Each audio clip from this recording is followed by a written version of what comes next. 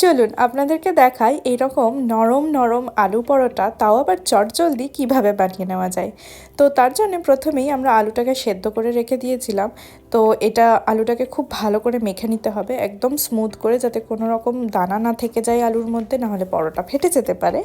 আর তারপর একটু সামান্য তেলের মধ্যে আমি অ্যাড করে দেবো এখানে আদা কুচি আর একটুখানি লঙ্কা কুচি।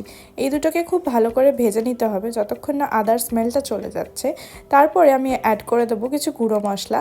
তার মধ্যে আমি অ্যাড করেছি কিছুটা নুন, আর এখানে অ্যাড করেছি আমি ধনে গুঁড়ো। জিরে গুঁড়ো আমি খুব একটা অ্যাড করি না এর মধ্যে।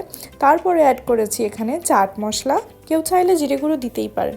তারপর আমি এখানে অ্যাড করে নিয়েছি ভাজা মশলাগুলো। এর মধ্যে যেহেতু জিরে গুঁড়ো লঙ্কা গুঁড়ো সবই থাকে, তো আলাদা করে আর কিছু অ্যাড করার দরকার পড়ে না।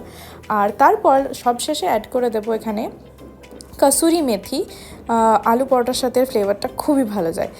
তারপর এই সবগুলো রোস্ট করা হয়ে গেলে এই পুরো মিশ্রণটাকে আলুর মধ্যে মিক্স করে দেবো, সাথে দিয়ে দেবো কিছুটা ধনেপাতা কুচি। তারপর এর মধ্যে অ্যাড করে দেবো আমরা আটা আর ময়দা। আমি এখানে দুটোই সমান পরিমাণ নিয়েছিলাম, কেউ যদি কম বেশি করতে চান করতেই পারেন। তারপরে অ্যাড করবো একটু সামান্য তেল, আর এটাকে পুরো একসাথে মেখে নিতে হবে। জলটা একটু বুঝে অ্যাড করবেন, কারণ আলু তো চ্যাটচ্যাটে জিনিস, তো জলটা একটু কমই লাগবে এর মধ্যে।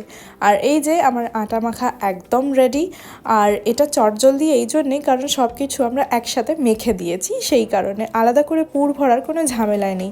আর এই যে পুরো মিশ্রণটাকে এবার লেচি করে রুটি যেরকম আমরা বেলে থাকি ঠিক সেইভাবে বেলে নিতে হবে, আর খুব ভালো করে সেঁকে নিতে হবে। তো আমি এটা যেহেতু ভেবেছিলাম আমি ট্রাভেল করব, বাইরে নিয়ে যাব, তো সেই জন্য আমি এর মধ্যে তেল বা ঘি অ্যাড করে নিয়েছিলাম। কেউ যদি চান এটা তেল ছাড়া বানাতে চান, তো সেটাও পসিবল, কোনো অসুবিধা নেই। জাস্ট রুটির মতো সেঁকে নিলেই হয়ে যাবে। আর এই যে আমি এখানে তেল দিয়ে ভালো করে সেঁকে নিলাম আমার আলু পরোটাগুলো। আর এই আলু পরোটা একদম রেডি এখন সার্ভ করার জন্য, বা আপনারা যদি কেউ ট্রাভেল করার জন্য নিয়ে যেতে চান সেটাও করতে পারেন।